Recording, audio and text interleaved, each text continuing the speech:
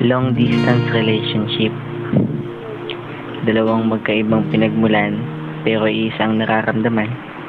Nagsimula sa pagiging magkaibigan, nagkapalagayan ng loob, at natutong magustuhan ng individual na opinyon. Namulat ang isa sa karangyaan at kaginhawaan, samantalang ang isa ay namuhay sa payak at simpleng pamumuhay lamang. Mahirap ipagkatiwala ang pag-ibig mo, lalo na sa taong malayo sa'yo. Tama bang gawin ko ito? Napapaisip ka sa mga pangyayari, pero ang puso mo ang gumagawa ng paraan para maging posible ito.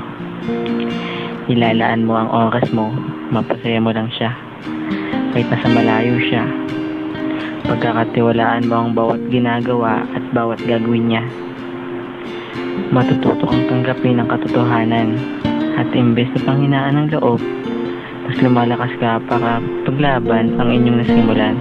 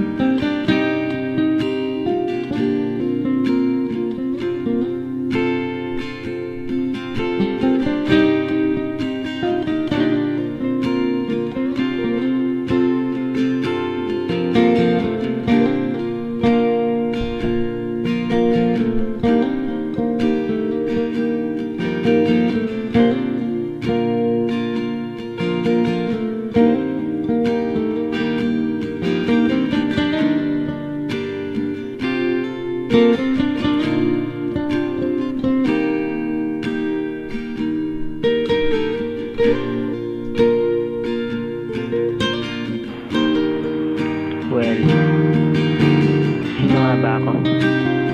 Ako lang naman yung lalaking magpaparamdam ng totoong pagmamahal sa'yo. Yung lalaking ang tanging pangarap lang, yung umabot ang relasyon nyo ng taon, kung may higit pa sa taon. Ako lang naman yung lalaking ibibigay ang buong pagmamahal ko nang walang hinihinging kapalit. Dahil sa alam kong deserve mo ito. Ako ito, si Roel Venancio E. Perez Boncabin Forman.